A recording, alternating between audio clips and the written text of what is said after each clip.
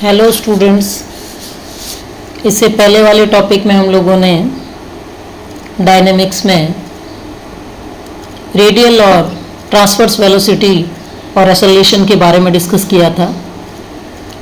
आज के टॉपिक में हम लोग टेंजेंशियल एंड नॉर्मल वेलोसिटीज़ और एक्सेलरेशन के बारे में बात करेंगे। टेंजेंशियल और नॉर्मल वेलोसिटी किसको कहते हैं, क्या होती है, कैसे निकालते हैं। टेंजेंशियल वेलोसिटी यानी स्पर्श रेखीय वेग और नॉर्मल वेलोसिटी यानी अभिलंबिक वेग।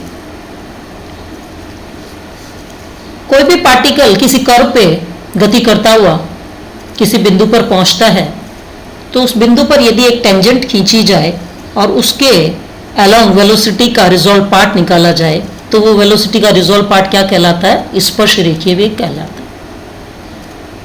और यदि उसी बिंदु पर अभिलंब खींचा जाए, नॉर्मल खींचा जाए और उसके अलोंग वेलोसिटी का रिजॉल्व पार्ट निकाला जाए तो वो रिजॉल्व पार्ट क्या कहलाता है, नॉर्मल वेलोसिटी या अभिलंबिक वेग कहलाता है। अब हम एक डायग्राम देखते हैं। ये एक्स एक्सिस है OX, वाई एक्सिस है OY। मान लो इसमें एक कर्व है, ये कर्व है। इस कर्व पर एक क्या है, एक फिक्स पॉइंट है। कोई भी पार्टिकल इस कर्व पर गति करता हुआ चलता है। मान लो t टाइम पर वो पहुंचता है बिंदु P पर, t टाइम पर बिंदु P पर है, जहां ये जो चाप AP है इसकी वैल्यू कितनी है, मान लें हम लोग कि इसकी वैल्यू है S। मान लो t plus delta t time पे ये पार्टिकल गति करता हुआ कहां पहुंच जाता है, बिंदु Q पर, जहां चाप PQ का मान क्या है, डेल्टा S। बिंदु P पर एक टेंजेंट खींची जाए जिसको नाम दे दें हम PT। ये x एक्सिस के साथ कितना एंगल बनाती है, एंगल बनाती है साई। इसी तरह बिंदु Q पर भी एक टेंजेंट खींच लें जिसको नाम दे दें QT डैश। ये x एक्सिस के साथ एंगल कितना बनाती है, साई प्लस डेल्टा साई। अब यदि P पर जो टेंजेंट खींची गई है PT, उस पर Q से एक परपेंडिकुलर डाला जाए जो कि PT को M में मिलता है तो QM क्या हो गया, परपेंडिकुलर हो गया इस टेंजेंट पे। अब इस डायग्राम में इस ट्रायंगल के बारे में देखें और थोड़ी बात करें तो इस ट्रायंगल QPM को देखें।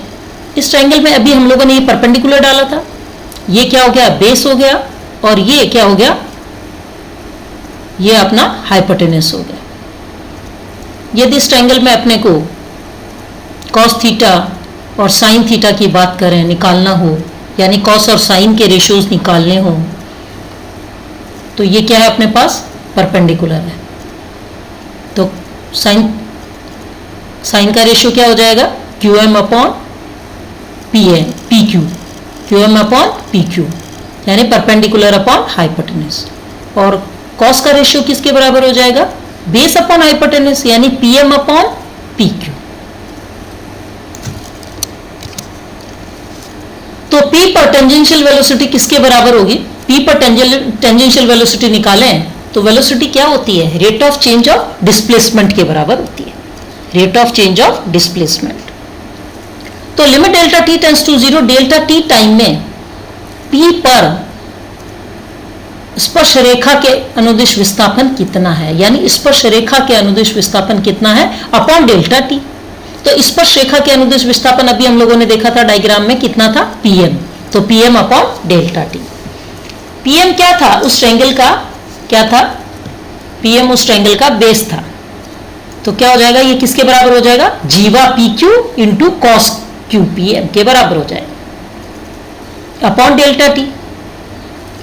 अब क्या करें कि डेल्टा S का यहाँ मल्टीप्लाई भी कर दें डेल्टा S को और डिवाइड भी कर दें। तो जीवा PQ के नीचे ले लें डेल्टा S को, delta S upon delta t और कॉस QPM। अब यदि limit delta t tends to 0, delta t tends to 0 का मतलब क्या हुआ, Q टेंड्स टू P, तब ये जो जीवा का रेशियो है ये किसके बराबर हो जाएगा, ये जीवा का रेशियो की वैल्यू कितनी आ जाएगी, 1 बराबर। और del S upon del t क्या हो जाएगा, कंप्लीट पार्शियल जो है वो कंप्लीट डेरिवेटिव में आ जाएगा ds अपॉन dt। और कॉस QPM हम जानते हैं कॉस 0 की वैल्यू कितनी होती है, 1। तो लिमिट लेते ही ये एंगल कितना हो गया, 0 होने की वजह से ये 1 हो गया। तो ये वैल्यू कितनी आ गई, स्पर्श रेखीय वेग की ds अपॉन dt। ds अपॉन dt का मतलब क्या हुआ, s का फर्स्ट डेरिवेटिव s डॉट, तो p पर स्पर्श रेखीय वेग कितना आ गया, s डॉट यानी ds अपॉन dt। अब यदि p के अंदर की ओर एक अभिलंब हो तब डेल्टा t टाइम में pn के समांतर विस्थापन क्या हो जाएगा, mq हो जाएगा, mq हो जाएगा। तो p पर नॉर्मल वेलोसिटी क्या होगी, अभिलंबिक वेग क्या होगा, limit delta t tends to 0 mq upon delta t। mq क्या था, उस ट्रायंगल का अभी हम लोगों ने डिस्कस किया, mq क्या था, परपेंडिकुलर था। तो परपेंडिकुलर की वैल्यू क्या हो जाएगी, परपेंडिकुलर की वैल्यू हो जाएगी हाइपोटेनस इंटू साइन का एंगल, तो जीवा pq into sine Q pm upon delta t। वही जैसा अभी हम लोगों ने ऊपर किया उसी तरह क्या करें, डेल्टा s को डिवाइड भी करें और मल्टीप्लाई भी करें, तो जीवा P Q upon delta S upon delta T into sine Q P M. अब लिमिट लेंगे तो limit delta T tends to 0 का मतलब क्या हो गया, Q tends to P, Q tends to P का मतलब क्या हुआ कि जीवा P Q upon delta S की वैल्यू तो आ गई 1 और ये पार्शियल कंप्लीट में कन्वर्ट हो जाएगा डेरिवेटिव में, परंतु साइन 0 इक्वल टू क्या होता है, 0। इसका मतलब ये कंप्लीट टर्म किस में कन्वर्ट हो जाएगी, 0 में कन्वर्ट हो जाएगी। तो p पर अभिलंबिक वेग क्या बन जाएगा, 0 बन जाएगा। तो p पर अभिलंबिक वेग क्या आ गया, p पर अभिलंबिक वेग 0 आ गया, अतः स्पर्श रेखीय वेग बन गया ds अपॉन dt और अभिलंबिक वेग क्या बन गया, 0 बन गया। अब हम लोग डिस्कस करेंगे एक्सेलरेशन के बारे में, त्वरण के बारे में। तो स्पर्श रेखीय और अभिलंबिक त्वरण, त्वरण क्या होता है, वेग में परिवर्तन की दर ही त्वरण कहलाता है, यानी rate of change of velocity is acceleration. तो अभी हम लोगों ने वेलोसिटी निकाली थी, स्पर्श रेखीय वेग निकाला, अभिलंबिक वेग निकाला, अब हम वेग के बाद त्वरण निकालेंगे। इस डायग्राम को देखें, इस डायग्राम में इस कर्व पे, ये जो कर्व है इस कर्व पे ए क्या है, एक फिक्स पॉइंट है, टी टाइम पे पार्टिकल पहुंच जाता है बिंदु पी पर और t plus delta T time में पार्टिकल पहुंच जाता है बिंदु q पर।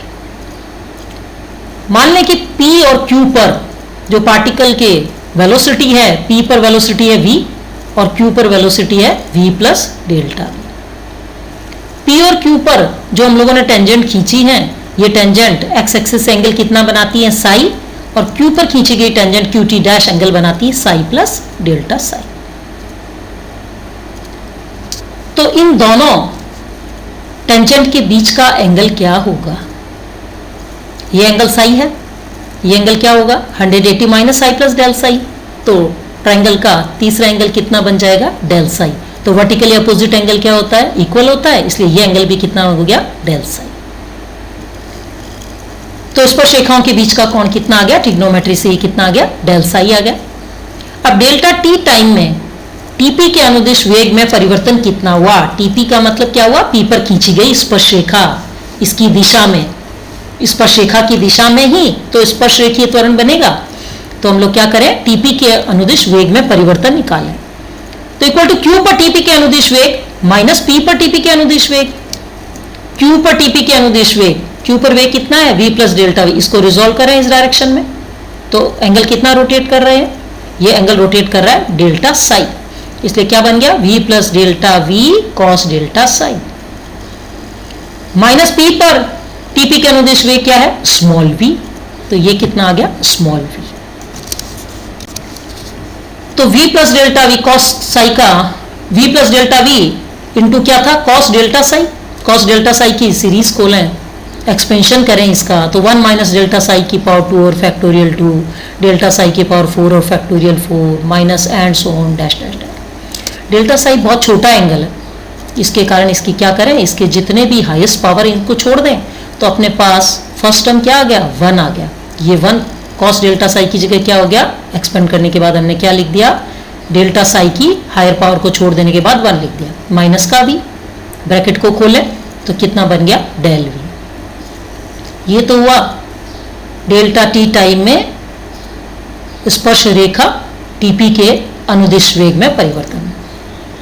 इसी प्रकार डेल्टा टी टाइम अंतराल में टीपी के लंबवत दिशा में वेग में परिवर्तन क्या होगा, टीपी की लंबवत दिशा में वेग क्या होगा, जहां साइन होगा वहां कॉस था, वहां क्या आ जाएगा, साइन आ गया। क्योंकि हम जानते हैं फोर्स के रिजॉल्व पार्ट क्या होते हैं, एफ कॉस साई और एफ साइन साई। तो v plus delta we sine delta Sai minus p की लंबवत दिशा में वेग क्या होगा, अभिलंबिक वेग क्या होता है, 0। तो ये क्या आ गया, 0 साइन डेल्टा साई। फिर साइन डेल्टा साई का एक्सपेंशन देखें, delta Sai minus delta Sai की पावर 3 और फैक्टोरियल 3 प्लस डेल्टा साई की पावर 5 और factorial 5 minus and so. Delta Sai छोटा होने के कारण इसकी हायर पावर को छोड़ दें, नेग्लेक्ट कर दें, तो फर्स्ट टर्म अपने पास क्या बचता है, डेल्टा साई। तो साइन डेल्टा साई की जगह क्या हो गया, डेल्टा साई, ये डेल्टा साई। अब इस ब्रैकेट को ओपन कर लें, खोल लें, तो we delta Sai plus delta we delta Sai. Delta we और डेल्टा साई दोनों ही बहुत छोटी टर्म है, इन दोनों टर्म्स को भी नेग्लेक्ट कर दें तो क्या बन गई, v प्लस डेल्टा वी। दोनों टर्म के मल्टीप्लिकेशन को नेग्लेक्ट कर दें, दोनों टर्म्स को नहीं, दोनों टर्म्स के मल्टीप्लिकेशन को नेग्लेक्ट कर दें, तो अपने पास टर्म क्या बच गई, v डेल्टा साई। अब त्वरण निकाला जाए तो p पर स्पर्श रेखीय त्वरण, क्यों वेग में परिवर्तन की दर त्वरण होता है, तो p पर स्पर्श रेखीय त्वरण क्या होगा, limit delta t tends to 0, delta t time में pt के अनुदिश वेग में परिवर्तन अपॉन डेल्टा t। pt के अनुदिश वेग में परिवर्तन अभी हम लोगों ने क्या निकाला था, डेल्टा v निकाला था, ये डेल्टा v था, ये है डेल्टा v, ये delta v upon delta t। Limit लेने के बाद पार्शियल कंप्लीट में कन्वर्ट हो गया, तो dv अपॉन dt, v की वैल्यू पुट करें, v बराबर ds अपॉन dt, तो क्या बन गया, d2s over dt2, d2s over dt2।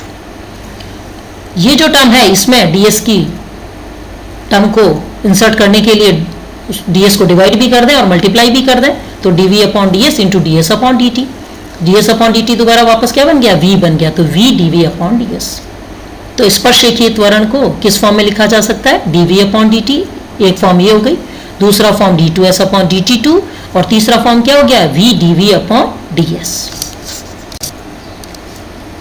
तो स्पर्श रेखीय त्वरण अपने पास आ गया dv upon dt equal to d2s और dt2 equal to v dv upon ds। इसी प्रकार अभिलंबिक त्वरण निकालें, p पर अभिलंबिक त्वरण, limit delta t tends to 0, delta t time में tp के लंबवत दिशा में वेग में परिवर्तन अपॉन डेल्टा t। लंबवत दिशा में वेग क्या आया था, v डेल्टा साई, तो v delta psi upon delta t। Partial limit लेने के बाद पार्शियल हट गया, तो क्या बन गया, d साई अपॉन dt। इस टर्म में ds को डिवाइड करें और ds को मल्टीप्लाई भी करें, तो ds साई ओवर ds और ds ओवर dt, तो ds ओवर dt तो क्या हो गया, वेलोसिटी v, और d psi over ds, rho बराबर क्या होता है, radius of curvature, rho radius of curvature होती है, वक्रता त्रिज्या होती है, ds अपॉन d साई होती है, तो d साई अपॉन ds क्या हो जाएगा, 1 अपॉन रो, तो ये क्या बन गया, v अपॉन रो यानी v स्क्वायर अपॉन रो। तो ये क्या बन गया, अभिलंबिक त्वरण। तो स्पर्श रेखीय त्वरण हो गया dv अपॉन dt, d2s और dt2 और v dv और ds, और अभिलंबिक त्वरण क्या बन गया, v स्क्वायर अपॉन रो, जहां रो क्या है, रेडियस ऑफ कर्वेचर है। इनको और क्लियर करने के लिए हम लोग एक एग्जांपल लेते हैं। मान लो कि एक कण किसी कर्व पर इस प्रकार चलता है कि इसके स्पर्श रेखीय और अभिलंबिक त्वरण आपस में समानुपातिक है, प्रोपोर्शनल है एक दूसरे के। उसकी स्पर्श रेखा का कोणीय वेग अचर है, तो हमें कर्व निकालना है कि कर्व क्या है। तो स्पर्श रेखीय त्वरण प्रोपोर्शनल है किसके, अभिलंबिक त्वरण के। कांस्टेंट ऑफ प्रोपोर्शनलिटी हटाएं तो क्या आ जाएगा, k आ जाएगा। तो स्पर्श रेखीय त्वरण अभी हम लोगों ने ऊपर डिस्कस किया था, ये रहा v dv ओवर ds, तो v dv over ds equal to k, अभिलंबिक त्वरण क्या बन गया, v स्क्वायर बाई। और स्पर्श रेखा का कोणीय वेग क्या दिया अपने को, कांस्टेंट, तो d साई, स्पर्श रेखा का कोण क्या होता है, साई होता है, तो कोणीय वेग क्या बन जाएगा, d साई ओवर dt। ये कांस्टेंट दिया, मान लो कि ये ओमेगा कांस्टेंट है। तो dv ओवर ds, यहां देखें इस टर्म में एक v की पावर दूसरी साइड से कैंसिल कर दें, तो क्या बन गया, dv over ds equal to k v upon rho, rho की वैल्यू पुट करें, ds अपॉन d साई, तो ये क्या बन गई term, k v d psi over ds, जहां रो क्या है, रेडियस ऑफ कर्वेचर है। तो dv over ds, dv over ds equal to k v d psi over ds। Variable को सेपरेट करें, dv के नीचे v ले जाएं और ds दोनों साइड से कैंसिल हो जाएगा, तो dv और v equal to k d psi. Integrate करें तो log v equal to k psi plus log c, तो log v upon c equal to k psi. तो v upon C equal to E की power के S I, या v equal to C E की power के S आई, यानी v का मतलब हुआ ds अपॉन dt equal to C E की पावर के एस आई। हम लोगों को क्या निकालना है? कर्व निकालना है, कर्व निकालना है। इंट्रिंसिक फॉर्म क्या होती है? इंट्रिंसिक फॉर्म होती है कर्व की s और साई में जो रिलेशन होता है वो क्या कहलाती है? इंट्रिंसिक फॉर्म कहलाती है। हमें कर्व निकालना है, यानी s और साई में रिलेशन निकालना है। तो ds अपॉन dt बराबर क्या आ गया? सी की पावर के एस आई, और डी साई अपॉन dt अपने को क्या दिया था? कांस्टेंट दिया था ओमेगा, ये हम लोगों ने कांस्टेंट माना था। अभी दोनों को डिवाइड कर दिया, दोनों को डिवाइड किया तो ds equal to C upon omega E की पावर के एस आई और डी साई। वेरिएबल सेपरेट हो गए, वेरिएबल सेपरेट होने के बाद इंटीग्रेट करें तो क्या टर्म बन गई? s equal to C upon K omega E की पावर के S I plus another constant of integration c dash. यदि c अपॉन के ओमेगा को अल्फा एज्यूम कर लिया जाए और c डैश को नया कांस्टेंट बीटा एज्यूम कर लिया जाए तो s इक्वल टू अल्फा ई की पावर के एस आई प्लस बीटा, जहां अल्फा की वैल्यू ये है और बीटा की वैल्यू क्या है? c dash. ये क्या है? कांस्टेंट। ये क्या कहलाता है? ये कर्व कहलाता है, relation between s and Sai. Okay students, thanks.